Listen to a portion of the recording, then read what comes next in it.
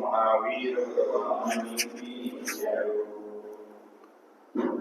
नमो अरिहन्ताणं नमो सिद्धाणं नमो आयर्याणं नमो वज्रायाणं नमो लोहे सवसाहुणम् मंगलम भगवान वीरो मंगलम गौतमो गणि मंगलम कुंद कुंदाद्यो जैन धर्मोस्तु मंगलम सर्वमंगल मांगल्यम सर्वकल्याणकारकम प्रधानम सर्वधर्मानं जैनं जयतु शासनं जैनं जयतु शासनं वन्दितु सर्वसिद्धे धूमचलमणोऽमं गदिं पत्ते वोच्छामि समय पाहुड मिळमो सुध केवली भणिदम् समय साराय स्वानुभूत्या चकासते चित् स्वभावाय भावाय सर्वभावांतरच्छिदे। समय सार गाथा क्रमांक 72, इसके भावार्थ पर अपन को चर्चा करना है।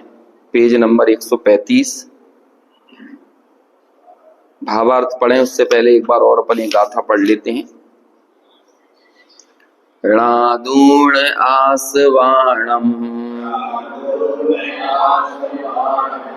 असुचित्तं च विविरीय भावं च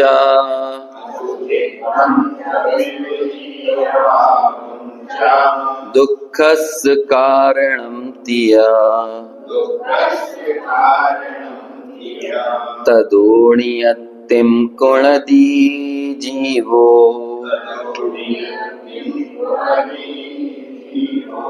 असुचीपना विपरीतताये आश्रवो के जान के अरु दुख कारण जान के इनसे निवर्तन जीव करे।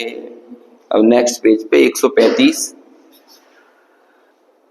आश्रव असुचि हैं, जड़ हैं, दुख के कारण हैं, और आत्मा पवित्र है, ज्ञाता है, सुख स्वरूप है ना। तीनों विशेषण जो गाथा में कहे हैं, और उसके विपक्ष में अमृत चंद्राचार्य ने आत्मा के भी 3 विशेषण दिए।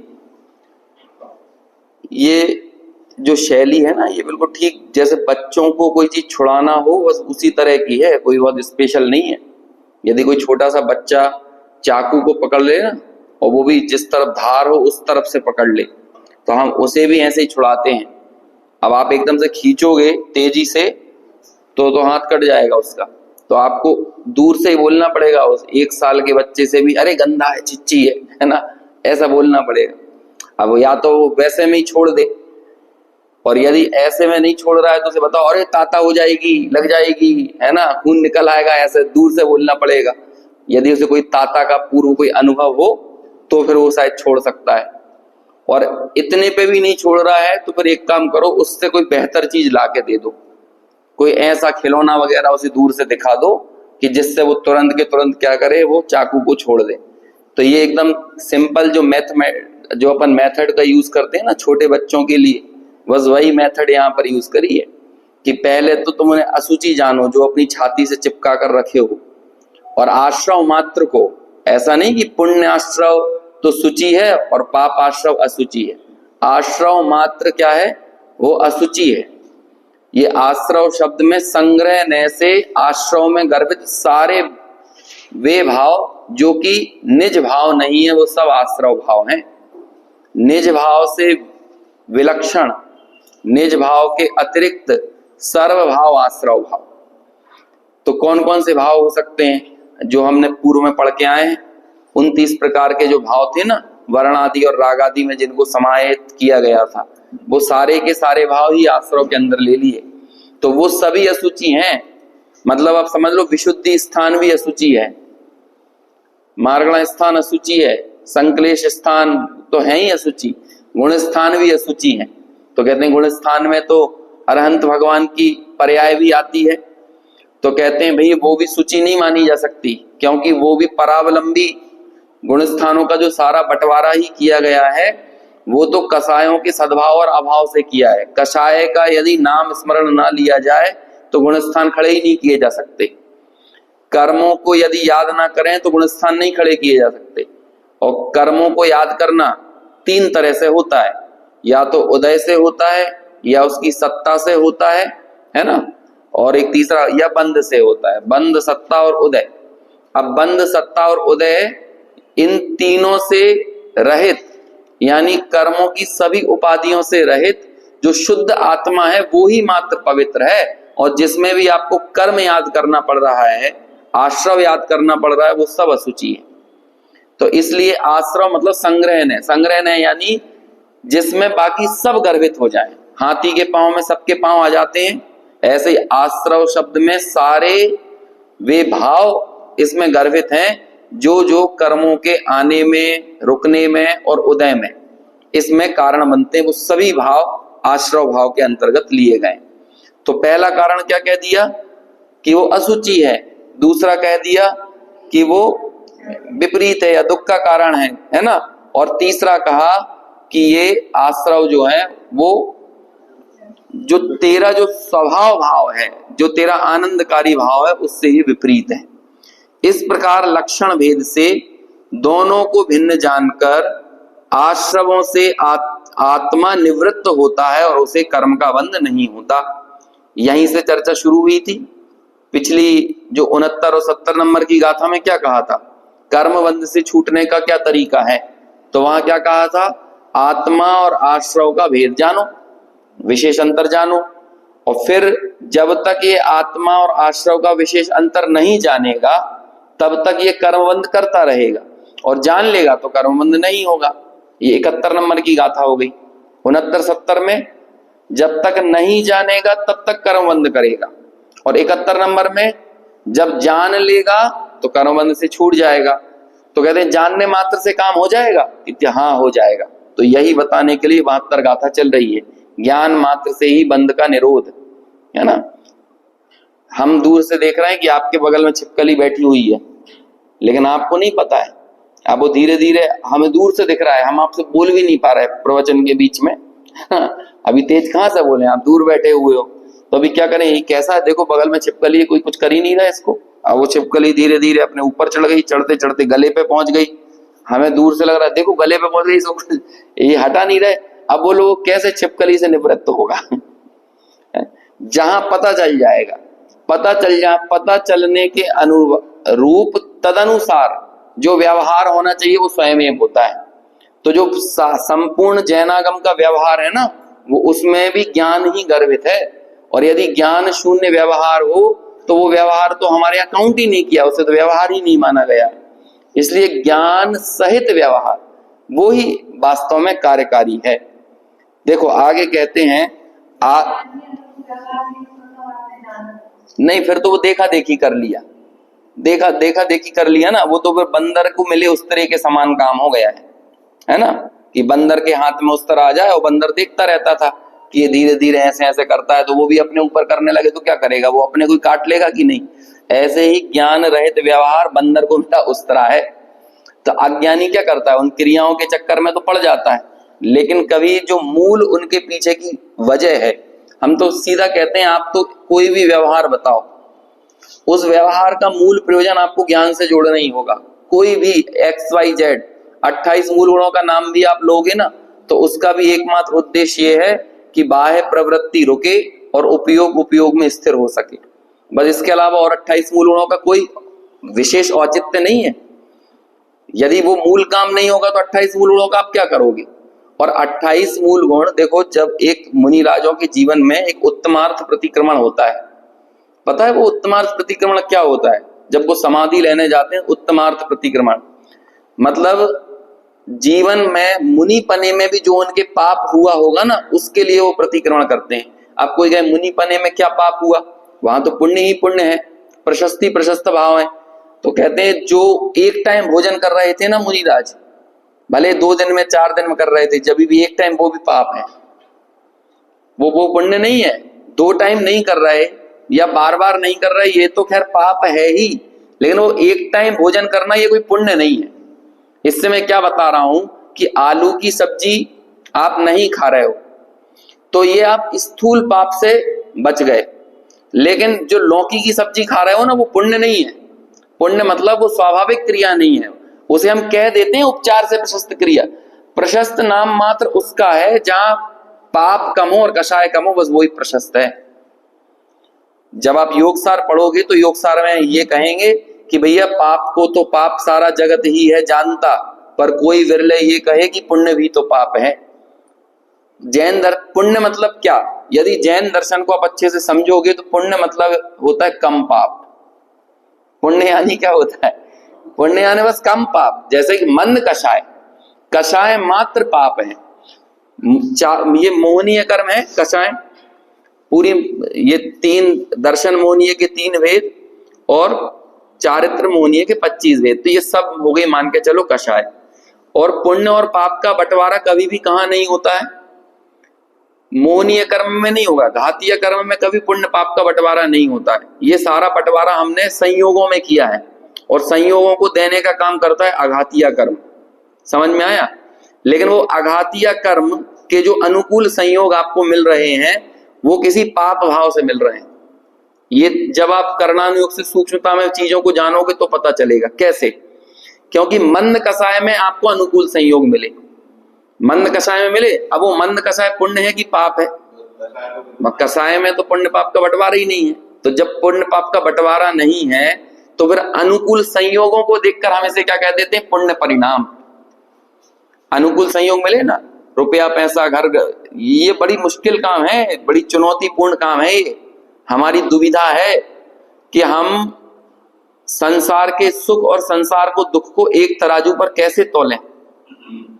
हम चौक बाजार में गए और वहां पे हमको एक व्यक्ति ऐसा भीख मांगता हुआ देखा कि उसको एक बस प्लेट मिल गई थी, पहिए वाली प्लेट मिल जाती है, और उसकी इतना बॉडी का, ये दोनों हाथ कटे और नीचे के पैर कटे हुए, और बस वो अपनी छाती पे पड़ा हुआ है। एक वो व्यक्ति है, और दूसरी तरफ कोई कहने लगे कि क्या कहें अपन, सौधर्मेंद्र है ना। अब बोलो, आप दोनों को एक मान सकते हो? ये तो बड़ा चुनौतीपूर्ण काम है, कैसे मान लें हमें तो। अरे सौधर्मेंद्र को छोड़ो, लखपति करोड़पति आदमी यहीं का हो, उसके बीच में और उस जो भिखारी है जो इतनी विपरीत परिस्थिति में है, उसको हम एक मान सकते हैं? तो ये तो बड़ा कठिन काम है, कैसे माने।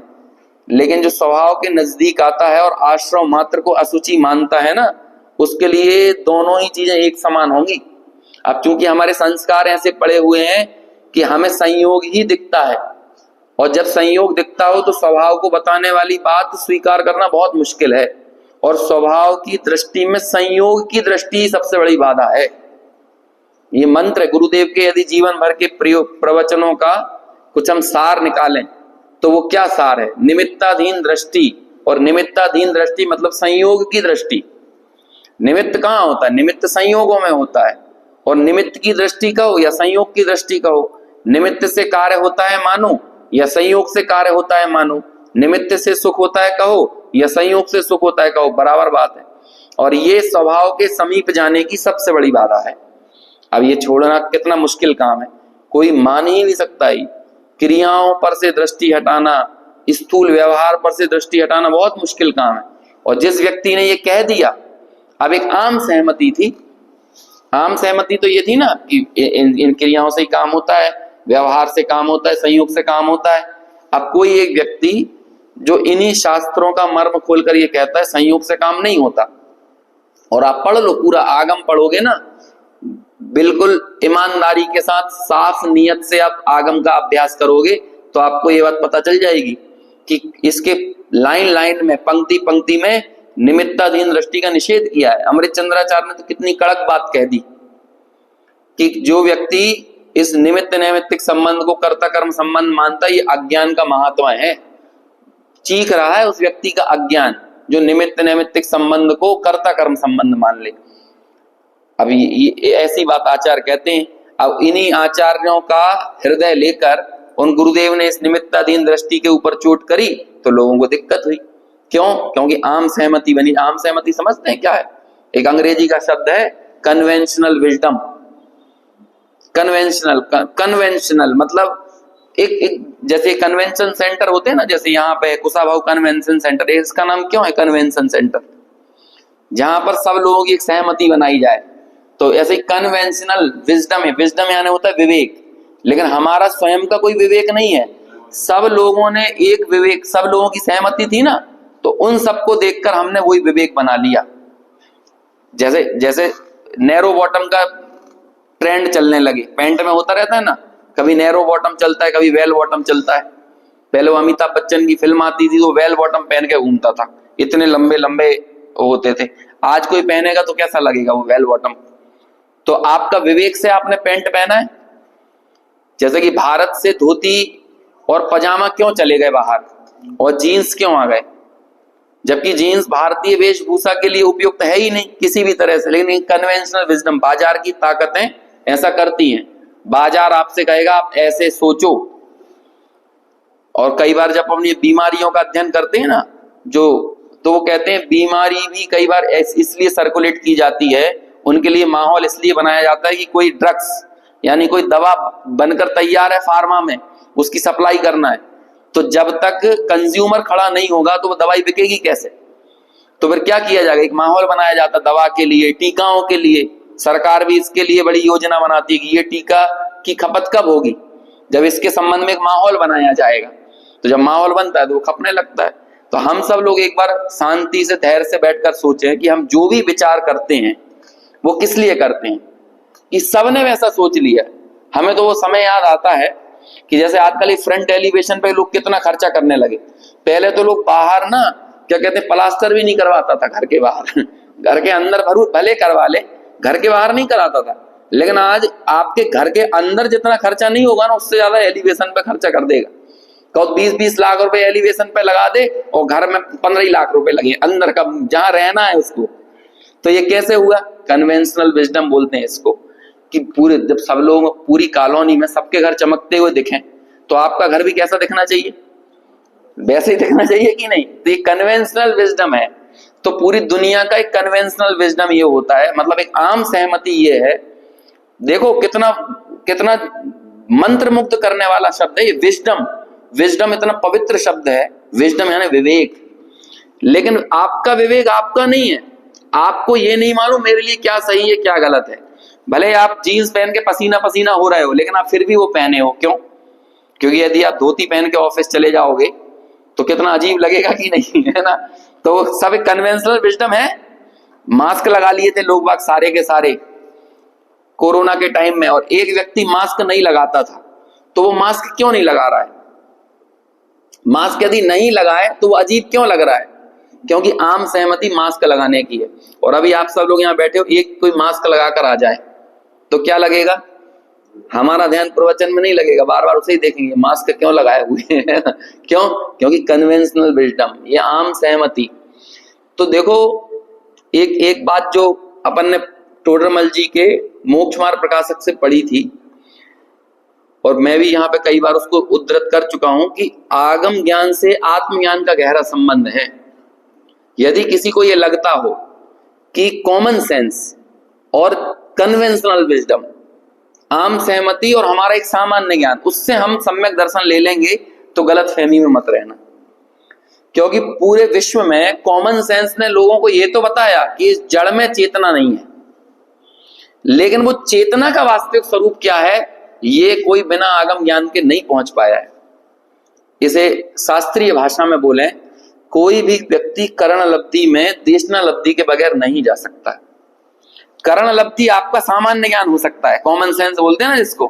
क्योंकि आप ये सोचो, ये जो हमारा कॉमन सेंस है ना, आंख नाक कान, ये सब कॉमन सेंस कैसे काम कर रहा है? कॉमन सेंस हमारा काम परिस्थितियों के हिसाब से करता है। आप सब लोग, यदि आप में से कोई, जैसे कुत्ता है, कुत्ते का एक कॉमन सेंस होता है, अभी उसकी जानवर की बात करो यदि वो कुत्ता कोरिया में पैदा हो जाए तो उसका कोरिया, दक्षिण कोरिया के हिसाब से उसका कॉमन सेंस काम करेगा। यदि वो इंग्लैंड में पैदा हो जाएगा तो वैसा काम करेगा। यदि वो अफ्रीका में पैदा हो जाए, कुत्ते की भी बात कर रहा हूं मैं, तो ऐसे ही कुत्ते से ही थोड़ा सा अपग्रेडेड है वर्जन मनुष्य का। बस अरे हम बोलते ही है बंदर का अपग्रेडेड वर्जन है, तो बंदर बोलो कुत्ता बोलो एक ही बात है ना, है ना। वो तो क्या ही हमने कुत्ते को बदनाम कर दिया है, लेकिन है वो सब त्रियंच गति के जीव। किसी को शेर बोल दो तो उसे अच्छा लगता है, गाय बोल दो तो अच्छा लगता है, समझ में आया। लेकिन यदि डॉगी कह दो तो ये इसे बोलते संविरूढ़ नय से वो बदनाम हो गया शब्द। संविरूढ़ नय के कारण बदनाम हो गया, नहीं तो अदरवाइज तो बहुत वफादार है, कई क्वालिटी भी होती है उसके अंदर। तो वो उसका भी जो क्या कहेंगे कॉमन सेंस कैसे काम करेगा, परिस्थितियों के हिसाब से। हम सब लोगों का कॉमन सेंस भी कैसे काम करता है, परिस्थिति के हिसाब से। समझ में आया। जैसे कि गुरुदेव 45 वर्षों तक क्यों मुखपट्टी और इस सब के साथ रहे, कॉमन सेंस उनको ये बताता तो था, इसमें कोई सच्चाई नहीं है, कुछ ना कुछ कमी है, ये बताता था कॉमन सेंस। लेकिन फिर भी वो सत्य बात तक पहुंचने के लिए उन्हें कोई अवलंबन जरूरी पड़ा। तो वो अवलंबन कौन बना, वो समय सार बना, मोक्ष मार्ग प्रकाशक वो अवलंबन बना। इससे पता चलता है कि ये आगम ज्ञान से आत्मज्ञान की बहुत गहरी मैत्री है। इसलिए आगम ज्ञान को आप पूरी तरह दरकिनार नहीं कर सकते। सिर्फ एक कॉमन सेंस और कन्वेंशनल विजडम, ये दो शब्द जो है ना, इनसे आप किसी सत्य तक पहुंच जाएं, इसकी संभावना बहुत शून्य है। और यदि आप पहुंच भी रहे हो तो पूर्व का आगम ज्ञान निमित्त है। जिसे बोलते हैं निसर्गत सम्यक दर्शन में पूर्व का अधिगमज विद्यमान होता है। ये बहुत बड़ा महत्व है। अब पूरी दुनिया में एक पुण्य के प्रति, संसार के सुख के प्रति आम सहमति है। जैसे कि कोई व्यक्ति डेली स्वाध्याय में आए और घर में आम जीवन में बहुत परेशान हो, आप देखना इतना नेचुरल है ये, कई श्रद्धालु लोग भी उस व्यक्ति को देखकर धर्म से अपनी आस्था खो देंगे। ये बड़ा नेचुरल है ये। इसकी संभावना तो 100 में से 1% है कि किसी धार्मिक व्यक्ति को देखकर एक अधार्मिक धार्मिक हो जाए।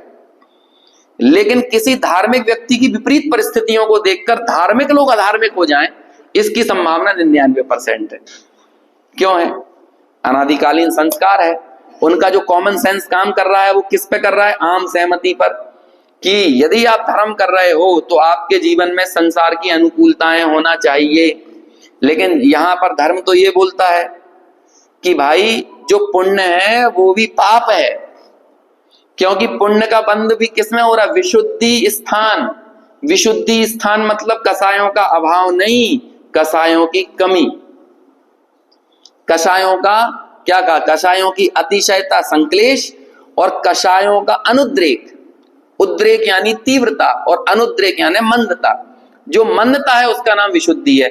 और उस विशुद्धि स्थान में क्या होता है, उस विशुद्धि स्थान में आपके पुण्य का बंध होता है। अब मुनिराज की यात्रा ऐसी होती है, देखो क्या है, आप इतने पानी में भरे हुए हो, बीच में किसी क्या कहते हैं नदी के बीच में फंस गए इतने पानी में।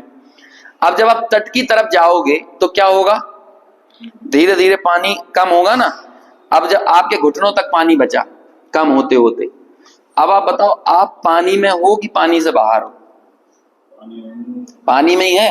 लेकिन यदि उसी समय किसी का फोन आ जाए कि भैया निकल गए कि नहीं बाढ़ से, हाँ बस निकल गए, लेकिन निकले नहीं हो अभी आप लेकिन बोलोगे क्या, हाँ निकल गए।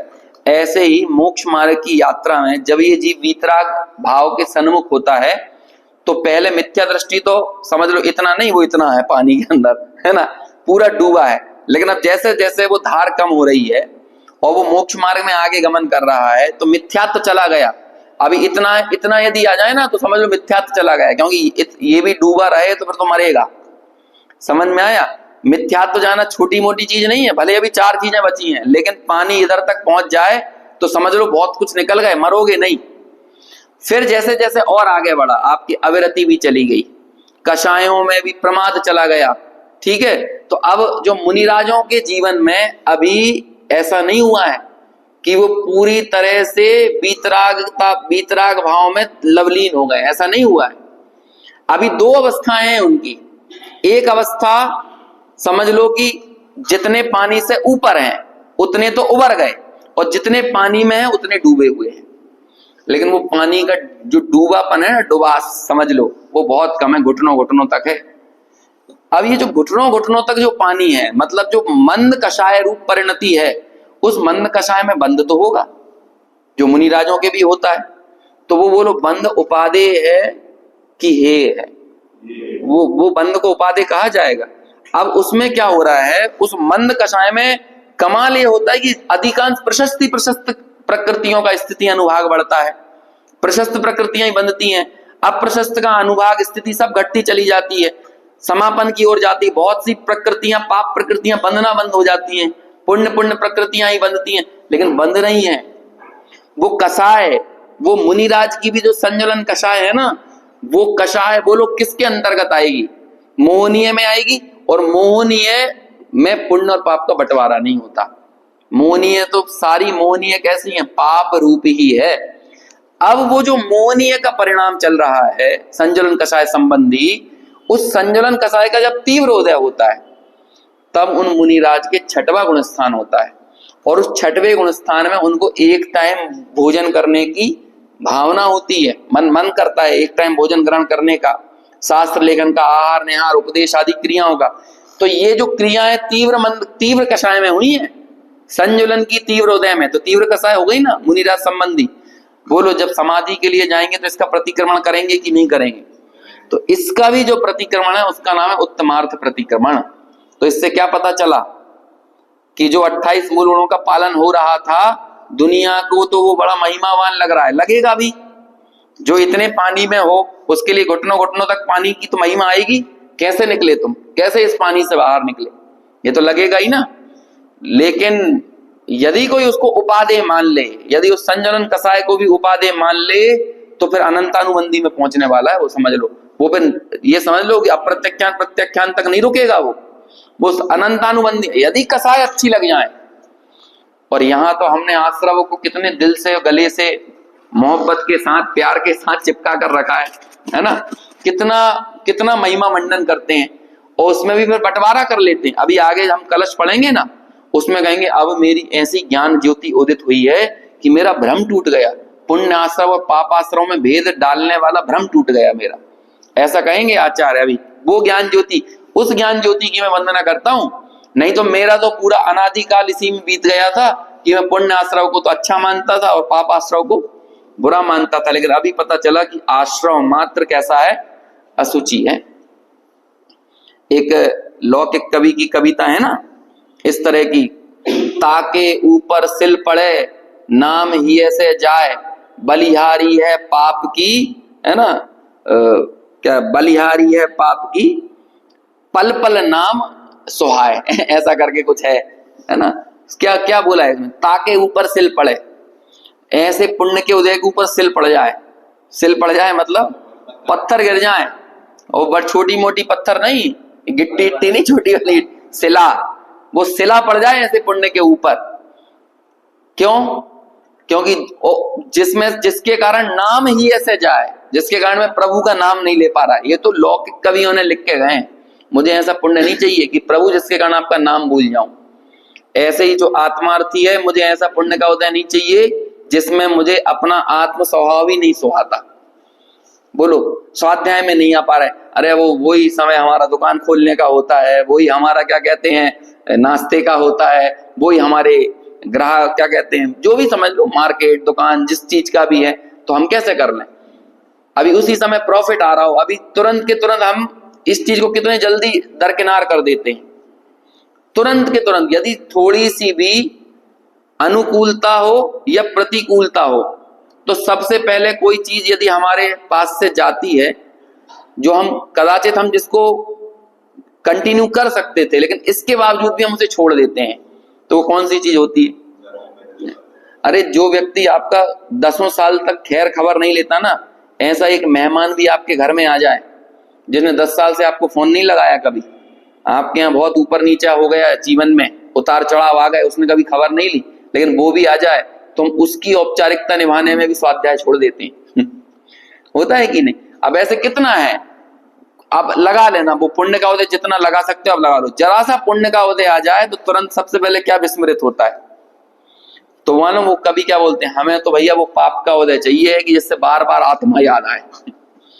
श्रीमद राजचंद्र जी ने लिखा है कि वो आत्मज्ञान की कणिका यदि 7वें नरक में पैदा होना हो ना, तो मैं खुशी खुशी उस 7वें नरक में जाने के लिए तैयार हूं, क्योंकि वो 7वां नरक कोई बहुत बड़ा लॉस नहीं है। लेकिन वो जो आत्मज्ञान प्राप्त हो गया, सम्यक्त की उत्पत्ति हो गई, वो जो मेरा अर्जित है, वो जो मैंने हासिल कर लिया, उस हासिल किए हुए का कोई तौल नहीं है दुनिया के किसी पाप के उदय में। और हम तो थोड़े थोड़े से पाप के, अरे जूते चप्पल में बैठ के लठ खा खा के भी जिनवाणी सुनने मिले ना तो सुनना चाहिए, क्योंकि ये पूर्वचर व्यवहार है ना। कल हम कारण कार्य व्यवहार की बात करें, कार्य में कारण का उपचार, तो ये आगम ज्ञान, ये समझ लो वो पूर्वचर व्यवहार है उस आत्मज्ञान का। तो अब यदि आगम ज्ञान नहीं होगा तो आत्मज्ञान तक नहीं आओगे, और इस आगम ज्ञान से हमें इस आश्रमों की सच्चाई पता चलती है। नहीं तो हमारा अनादिकाल का भ्रम क्या पड़ा हुआ था कि पुण्य आश्रव, तो पुण्य पूरी दुनिया ही कर रही है, इसमें कौन सी बड़ी बात है। अभी लोग बाग भगवान की उपासना कर रहे हैं, ये रमजान में कोई यदि रोजा रख रहा हो तो किस लिए रख रहा हो, कुछ उनके जीवन में अच्छा होगा। अभी नवरात्र में लोग व्रत रखेंगे तो किसके लिए, इससे जीवन में कुछ अच्छा होगा। तो आप में और उन सभी में पूरा एक जनरल परसेप्शन जो है उसमें कोई फर्क नहीं है, सब एक जैसे ही है, सब यही चाह रहे हैं भगवान के पास हम इसलिए आए हैं हमारे जीवन में अनुकूलता हो। और हम भी स्वाध्याय करने किस लिए आए, क्योंकि एक क्रिया का एकांत और ज्ञान का एकांत ऐसा ही होता है। दो तरह का होता है ना, ज्ञानाश्रयी धारा होती है, एक प्रेमाश्रयी धारा होती है। एक में प्रभु का प्रेम होता है और एक प्रभु के द्वारा प्रदत्त ज्ञान होता है। तो कोई प्रभु के प्रेम में पढ़कर अपनी अनुकूलताएं लाना चाहता है और कोई प्रभु के द्वारा दिए गए ज्ञान में पढ़कर अनुकूलता लाना चाहता है। हिंदी साहित्य की दो धारा है, प्रेमाश्रयी और ज्ञानाश्रयी धारा। यही होता है ना, जैसे मीरा बाई थी, वो प्रेम में पड़ी हुई कवियत्री थी, है ना, और एक कबीरदास, रहीम वगैरह ये सब ज्ञान में पड़े हुए कवि हैं, समझ में, इन्हें ज्ञान प्रिय था। तो ये प्रभु के ज्ञान के द्वारा अपना जीवन बदलना चाहते हैं, लेकिन कैसा, प्रतिकूलता हटाकर अनुकूलता लाना चाहते हैं। तो हम भी यही करें। अच्छा ये बताओ, निश्चय वाला कौन, जो स्वाध्याय कर रहा है और जो पूजा कर रहा है वो व्यवहार वाला? ऐसा नहीं है, ये भी व्यवहार है, ये भी क्रिया है। ज्ञान और क्रिया में अंतर हम कैसे करते हैं कि जो पूजा प्रक्षाल कर रहा है वो तो है क्रिया वाला, और जो स्वाध्याय कर रहा है वो ज्ञान वाला नहीं है। ऐसा, ये भी क्रिया ही है। जब तक आप स्वाध्याय में इस क्रिया में ही उलझे हुए हैं और इस क्रिया से उठकर निर्णय तक नहीं जा रहे, तो ये भी क्या है, ये भी मात्र क्रिया है। तो हम लोग ये ना कहें कि ये क्रिया में लगे हुए हैं, है ना, व्यवहार वालों को देखकर, और हम ज्ञान वाले हो गए। नहीं, ज्ञान वाले तो तभी होंगे जब बंध का निरोध होगा। ये पिछला वाला जो हमने पैराग्राफ पढ़ा था ना, तो उसमें इसी बात को तो साबित किया था। यही तो कह के आए थे कि भैया जब तक बंध का निरोध ना हो उस ज्ञान को हम ज्ञान कैसे माने। तो हम ज्ञान वाले कब कहलाएंगे, और ज्ञान को ही प्रत्यक्षान कब कहा जाएगा, जब बंध का निरोध हो जाएगा। छूटने योग्य जो पर्याय हैं, छूटने योग्य जो भाव हैं, वो छूट जाएंगे, तब हम ज्ञान में स्थित कहे जाएंगे। देखो आगे पढ़ते हैं।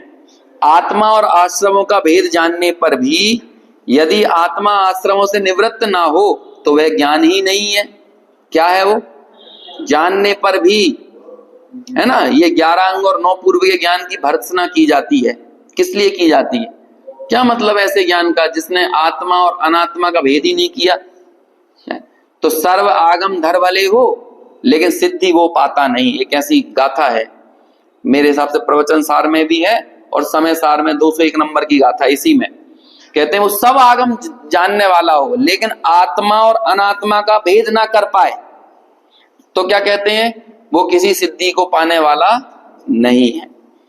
यहां कोई प्रश्न करे कि अविरत सम्यक दृष्टि को मिथ्यात्व और अनंतानुबंधी प्रकृतियों का तो आश्रव नहीं होता, किंतु अन्य प्रकृतियों का तो आश्रव होकर बंद होता है। तो आप क्यों कह रहे हो कि मात्र जान लेने से बंद का निरोध हो जाएगा? अभी अविरत सम्यक दृष्टि का तो हो रहा है, बंद हो रहा है कि नहीं? तो ये वही वाली बात है जो अपन ने यहां जाने से पहले कही थी ना, 5 9 है, 99,999 का कर्जा आपके ऊपर है। 1 9 हटाने पर कितना कर्जा कम हुआ? 1 9 हटाने पर 9 गया कि 90 गए? 90 गया ना, 90% चला गया। 1 9 हटा, 1 9 है। ऐसे ही मिथ्यात्व, अविरति, प्रमाद, कषाय और योग, ये 5 हैं।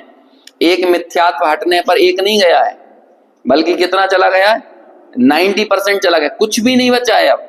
ऐसे ही अवृत सम्यक दृष्टि की वही स्थिति है। दृष्टि मुक्त, मुक्त संज्ञा सबसे पहली बार यदि किसी को मिलती है तो अवृत सम्यक दृष्टि को मिलती है, उसे बोलते हैं दृष्टि मुक्त। क्योंकि जो सबसे बड़ा बंधन दृष्टि का ही बंधन है, और आपने दृष्टि में ये स्वीकार लिया। जैसे कि देश की असली आजादी कब शुरू हुई थी? जब पूरे देश ने स्वराज को अपना जन्मसिद्ध अधिकार मान लिया था। जब तक नहीं, पहले तो मालूम क्या कहते थे?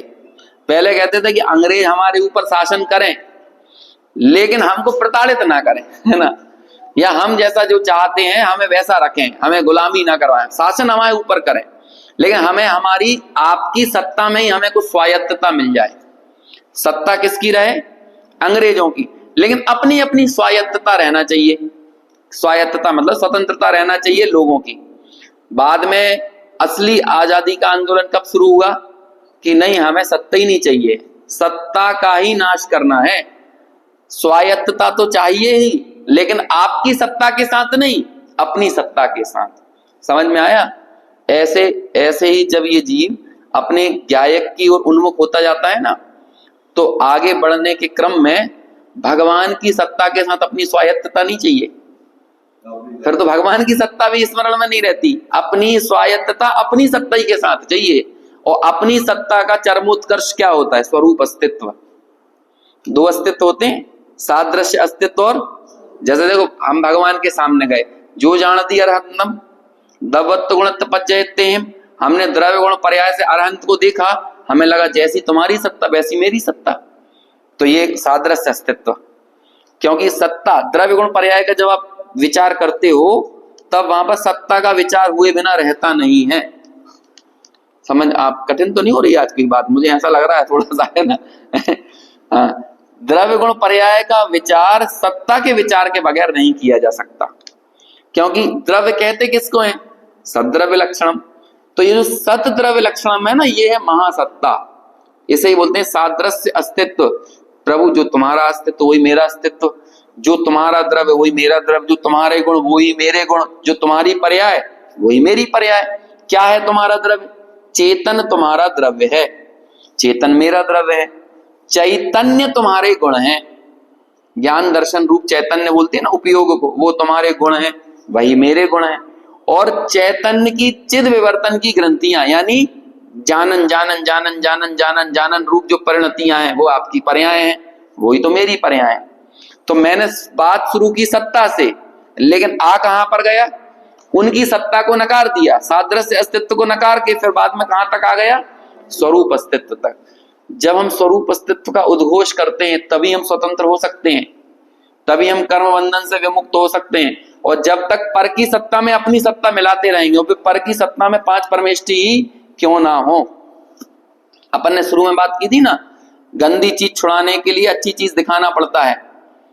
तो इन आश्रमों को छुड़ाने के लिए क्या दिखाना पड़ेगा? जो ज्ञान दिखाने का काम कर रहा है, ज्ञान रूपी साधन। क्या नहीं बोलेंगे? अरे क्या ये क्रोध पकड़ के बैठे हो, क्या मान पकड़ के बैठे हो, क्या मायाचारी पकड़ के बैठे हो?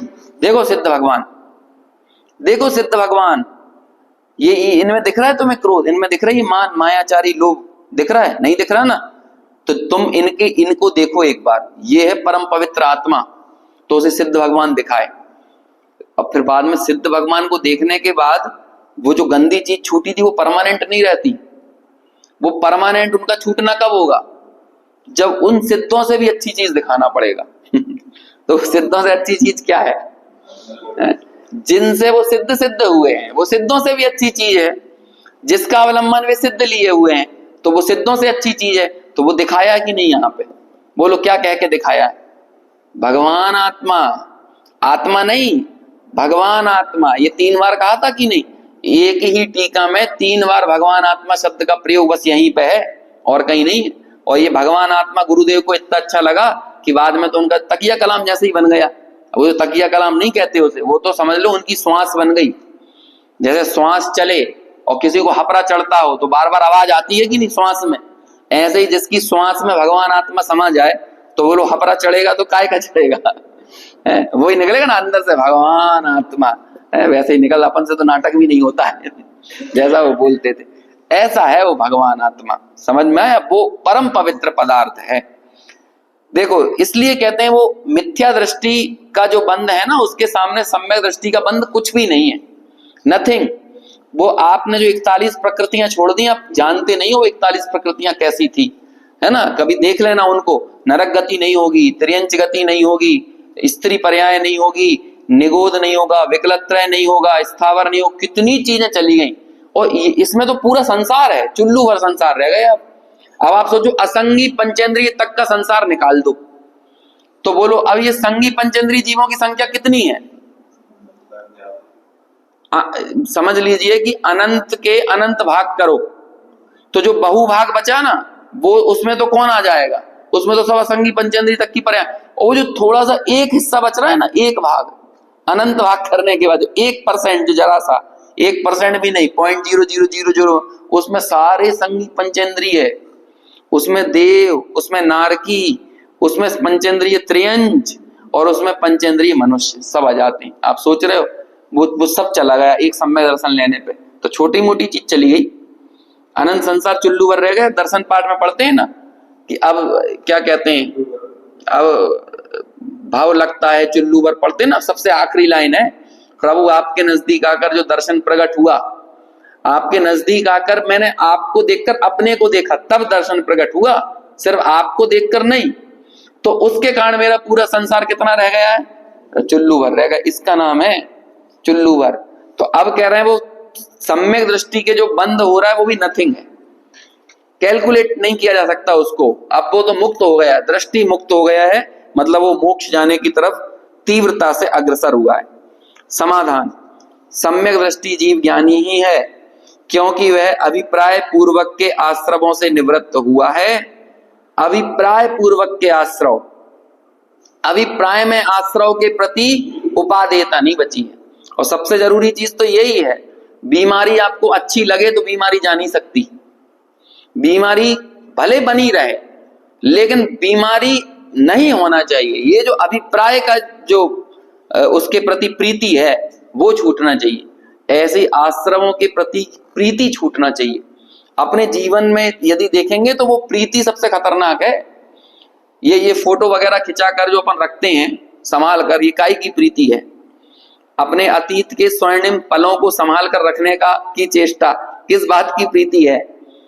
जब आपको पता चल जाएगा, अरे ये होगा, आप जब वस्तु स्वरूप समझोगे, है ना। मेरे घर में कई बार बोलती है धर्म पत्नी कि पहले आप कितने अच्छे से फोटो वोटो खींचते थे, है ना, अब आपने फोटो खींचना बंद कर दिया, क्योंकि हमें पता चल गया ना फोटो की अंतिम परिणति क्या है, डिलीट, है ना। ये फोटो जब मेमोरी भराने लगेगी तो आप क्या करोगे? अल्टीमेटली उन्हें डिलीट ही करोगे। तो वो जो अच्छे से फोटो खींचना या तो तुम खुद करोगे या हालात कर देंगे, यही होगा कि नहीं? यदि वाकई आत्मार्थी को सिर्फ एक ही भावना होती है, उसकी आत्मार्थी की कषायों में सिर्फ एक ही भावना होती है। हालांकि ये भावना भी कषाय वाली बोल रहा हूं, मंद कषाय। मालूम क्या? यदि कुछ रहे तो जिन शासन रहना चाहिए, बस ये जिन शासन के प्रति अत्यंत प्रभावना का भाव है, ये उसकी मंद कषाय का समझ लो सबसे बड़ा उद्रेक है। बस एक चीज, बाकी क्या रहना चाहिए? ये शरीर रहना चाहिए, ये संयोग, ये संसाधन, ये नहीं जिन शासन। जिन शासन मतलब ये जिन मार्ग रहना चाहिए, जिन वाणी रहना चाहिए, है ना, जिन मंदिर रहना चाहिए, इनके प्रति बहुमान का भाव होता है। यद्यपि वो भी कषाय में हो रहा है, मंद कषाय में हो रहा है ना। उसे एकदम कषाय बोलना अच्छा लगता नहीं है, लेकिन है ऐसा ही है, वो मंद कषाय में ही रहा है। लेकिन जब आप ऊपर की तरफ आगे बढ़ते हो तो नीचे इस तरह की खुरचन पाई जाएगी, जिसमें एकमात्र अंतर में यही भावना हो कि जन जन अपना कल्याण करे, पूरे विश्व के लोग आत्मार्थी हो जाएं। कि होगा नहीं कभी ऐसा, लेकिन भावना तो ऐसे ही होगी, सकल विश्व में शांति हो। अब सकल विश्व में शांति हो सकती है? नहीं हो सकती, लेकिन आत्मार्थी तो यही भावना करेगा। जब भावना भाई रहे हो तो अच्छी भावना, फिर तो यही भाव, गाजा पट्टी के लोग भी आत्मार्थी होके मोक्ष जाएं, है ना, इजराइल के लोग भी मोक्ष जाएं। फिर यही थोड़ी सोचना है कि अकेले सतपथ आने वाले लोग मोक्ष जाएं, सब लोग मोक्ष, सब लोग अपने आत्मा को जाने। अरे त्रियंच गति के जीवों के प्रति, एक इंद्रिय के, दो इंद्रिय के, सबके प्रति ये भावना होती है। ऐसी आत्मार्थ की एकमात्र भावना रह जाती है।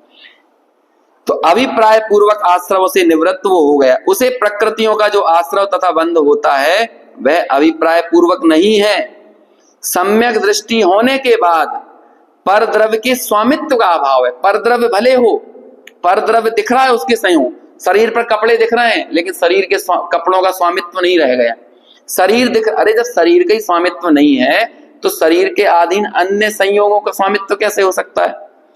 इसलिए जब तक उसको चारित्र मोह का उदय है, ये बार बार भावार्थ में कई स्थानों पर ये दो प्रकार का भेद करेंगे जयचंद जी छावड़ा, दर्शन मोह की भूल बताएंगे और चारित्र मोह की, और हर बार उनके लिखने में ये चीज पता चलेगी, चारित्र मोह राई जैसा है और दर्शन मोह पहाड़ जैसा है। हम चारित्र मोह को पहाड़ जैसा समझकर दूर करना चाहते हैं लेकिन दर्शन मोह राई जैसा भी नहीं माना है वास्तव में। आगे एक नया शब्द बताएंगे आगे जाके, अश्रद्धा रूप चारित्र और अस्थिरता रूप चारित्र। जो अश्रद्धा रूप चारित्र है ना वो बड़ा घातक है, जो मिथ्या दृष्टि के साथ होता है, और अस्थिरता रूप चारित्र वो घातक नहीं है। डॉक्टर साहब हमारे छोटे दादा हुकुमचंद जी भारल साहब इसे दो शब्द बोलते थे, एक होता है अटकना और एक होता है भटकना। चारित्र मोह वाला अटका है, दर्शन मोह वाला भटका है। अटका हुआ व्यक्ति पहुंच जाएगा, आप यहां से इंदौर जा रहे हो, रास्ते में आपका मन कर भैया थोड़ा शाम हो रही है नाश्ता वास्ता कर लें, तो आपको 4 घंटे में पहुंचना था, आपने 1 घंटा नाश्ता करने में लगा दिया, तो पहुंचोगे कि नहीं? पहुंचोगे, थोड़ा सा डिले हो जाएगा, 1 घंटा डिले होगा। लेकिन इंदौर जाते समय और पता चल रहा है कि इधर विदिशा तरफ निकल गए, तो बोलो क्या होगा? कब कितने घंटे गाड़ी चलाने पे पहुंच जाओगे? नहीं पहुंचोगे। दोनों लोग जा रहे हैं, दोनों लोग गमन करते हुए दिख रहे हैं, लेकिन भटका हुआ कभी नहीं पहुंचेगा, अटका हुआ पहुंच जाएगा। ऐसे ही चारित्र मोह वाला अटका है लेकिन दर्शन मोह वाला भटका है, अश्रद्धा वाला भटका है लेकिन अस्थिरता वाला अटका है। तो अस्थिरता रूप चारित्र कोई दिक्कत की बात नहीं है ज्यादा, वो चला जाएगा अपने काल में, लेकिन अश्रद्धा रूप चारित्र दूर करने के लिए तो हमें निर्णय करना ही पड़ेगा, यत्न साध्य क्रिया है ये, समझ लीजिए। ऐसा है, सम्यक दृष्टि होने के बाद पर द्रव्य के स्वामित्व का अभाव है, इसलिए जब तक उसको चारित्र मोह का उदय है तब तक उसके उदयानुसार जो आश्रव बंद होता है उसका स्वामित्व उसको नहीं है। अभिप्राय में तो वह आश्रव बंद से सर्वथा निर्वृत्त होना ही चाहता है। वो जो थोड़ी सी बीमारी रह गई ना सम्यक दृष्टि के, वो ये चाहता है कि सब जल्दी से जल्दी दूर हो, मैं जल्दी इससे निवृत्त हूं, और जो ऐसा चाह रहा है वो हो जाएगा। इसलिए वह ज्ञानी ही है। सम्यक दृष्टि कौन है? ज्ञानी ही है। समय सार की क्लास में बस 2 ही विद्यार्थी पढ़ते हैं, एक ज्ञानी है और एक अज्ञानी, और ज्ञानी मतलब सम्यक दृष्टि, बस सम्यक दृष्टि। सम्यक दृष्टि में फिर बंटवारा नहीं, देशव्रति की महाव्रति नहीं, सम्यक दृष्टि, बस यही 2 बंटवारे हैं। यहाँ ज्ञानी अज्ञानी कहेंगे।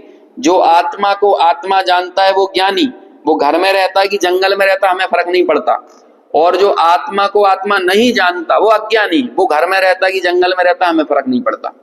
ठीक है, आप घर और जंगल से मत बंटवारा करो, आप आत्मा को आत्मा मतलब मुझे मैं रूप से वास्तविक सत्ता से जानने वाला वही एकमात्र ज्ञानी है। जो यह कहा है कि ज्ञानी को बंध नहीं होता, वह उसका कारण इस प्रकार है, जल्दी से पढ़ लेते हैं। मिथ्यात्व संबंधी बंध जो कि अनंत संसार का कारण है, वही यहाँ प्रधानतया विवक्षित है ना। मिथ्यात्व जाना चाहिए, अनंत संसार का कारण है। जो अविरति आदि से जो बंध होता है वह तो अल्प स्थिति अनुभाग वाला है और दीर्घ संसार का कारण नहीं है, इसलिए वह प्रधान नहीं माना गया है। अथवा तो ऐसा कारण है कि ज्ञान बंध का कारण नहीं है। जब तक ज्ञान में मिथ्यात्व का उदय था तब तक वह अज्ञान कहलाता था, है ना। ज्ञान कभी बंध का कारण नहीं है। काम वो बुरा जो हो रहा है ना वो मिथ्यात्व से हो रहा है, तो वो मिथ्यात्व कहलाता, वो ज्ञान भी मिथ्या ज्ञान कहलाता था। और मिथ्यात्व के जाने के बाद अज्ञान नहीं, किंतु अब वो ज्ञान ही रह गया, उसकी गंदगी निकल गई। उसमें जो कुछ चारित्र मोह संबंधी विकार है उसका स्वामी ज्ञानी नहीं है, इसलिए ज्ञानी के बंध नहीं है। क्योंकि विकार जो कि बंध रूप है और बंध का कारण है। क्या कह रहे हैं? विकार कैसा है? बंध रूप भी है और बंध का कारण भी है। वह तो बंध की पंक्ति में है। किसकी पंक्ति में है? ये दो पंक्तियां साथ चल रही हैं, एक ज्ञान की धारा पंक्ति मतलब धारा और एक बंध की धारा। तो सारा विकार किस धारा में बह साथ रहे हैं, दोनों ज्ञान धारा और बंध धारा दोनों साथ बहते हुए दिख रहे हैं, लेकिन सारा बंध बंध की पंक्ति में है और ज्ञान ज्ञान की पंक्ति में है, ये कह रहे हैं। ज्ञान की पंक्ति में नहीं। इस अर्थ के समर्थन रूप कथन अब आगे की गाथाओं में आएगा। अब ये कलश आएगा, 4 गाथाओं के ऊपर यहां पर एक कलश चढ़ाएंगे। जैसे मंदिर बन जाता है ना, तो मंदिर के ऊपर कलश चढ़ाया जाता है। तो ये 4 गाथाएं हैं, मतलब बंध को दूर करने वाला मंदिर बन गया है। हम मंदिर के ऊपर अब एक कलश चढ़ाएंगे इन 4 गाथाओं पे, और फिर 73 नंबर की गाथा, जो कि इस समय सार की बहुत महत्वपूर्ण गाथाओं में से एक है, उसको कहकर एक तरह से सीधा उद्घोष कर देंगे कि आश्रमों से निवृत्ति कैसे होती है। वो चर्चा आगे अपन यथा समय।